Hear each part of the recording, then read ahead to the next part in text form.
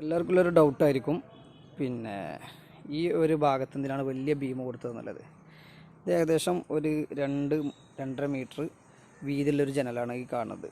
ആ ജനലിൻ്റെ പിന്നെ വലിയ സ്പാൻ ആയതുകൊണ്ട് തന്നെ ആ ജനൽ നമ്മൾ പിന്നെ ടോപ്പിൽ ലിൻഡിൽ സാധാ 8mm കമ്പി ഇട്ടിട്ട് ലിൻഡിൽ അടിക്കാൻ പറ്റില്ല. കാരണം വലിയ സ്പാൻ ആയതുകൊണ്ടാണ് അവിടെ ബീം കൊടുക്കുന്നത്. അപ്പോൾ നമ്മൾ 30 തിക്നെസ്സിൽ വലിയ ബീമാണ് ഈ ഭാഗത്ത് കൊടുത്തിട്ടുള്ളത്. അപ്പോൾ അതിന് നമ്മൾ കൊടുക്കേണ്ട കമ്പി എന്ന് പറയുന്നത് നമ്മളിവിടെ കൊടുത്തിട്ടുള്ളത് 2.16 കമ്പി മേലെയും 2.16 തായും കവറിങ് വെച്ച് കൊടുത്തിട്ട് ഈ ബീം നമ്മൾ അടിച്ചിട്ടുള്ളത്.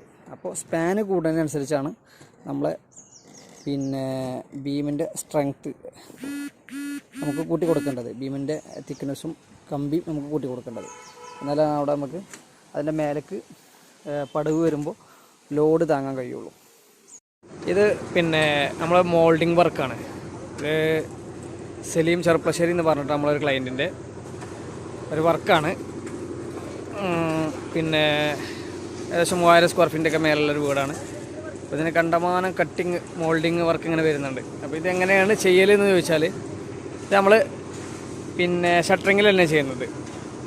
പലക പിന്നെ ആദ്യം ഒരു പലക വെച്ച് 1 ഇഞ്ച് വലിച്ച് പിന്നെ ഒരു പലക വെച്ച് പിന്നെ ഒന്നായിട്ടൊരു വലിയൊരു പലക വെച്ചിട്ട് ഇത് വലിയ കട്ടിങ്ങാണ് ഇത് വരുന്നത്. പിന്നെ ഈ ഭാഗങ്ങളൊക്കെ കോൺക്രീറ്റ് ചെയ്തിട്ട് അതൊരു കട്ടിങ്ങാക്കി മാറ്റണം. അപ്പോൾ ഇവിടെ ചെയ്ത രീതി എന്ന് പറഞ്ഞ ഇതാണ്. ഈ വലിയ കോൺക്രീറ്റിൻ്റെ ഈ ഭാഗം നമ്മൾ ചാന്ത് ഉപയോഗിച്ചിട്ട് ഇങ്ങനെ ഒരു കലവുണ്ടാക്കി ഇനി ഇതിൻ്റെ അകത്ത് കോൺക്രീറ്റ് ചെയ്യും. കോൺക്രീറ്റ് ചെയ്തതിന് ശേഷം ഡിഷട്ടർ ചെയ്തിട്ട് ഈ കലവ അതിൻ്റെ ഉള്ളിൽ നിന്ന് കുത്തിയെടുക്കും. അപ്പോൾ ആ ഒരു കട്ടിങ്ങായിട്ട് ഒരു മോൾഡിങ്ങായിട്ട് നമുക്ക് പുറത്തുനിന്ന് കിട്ടും.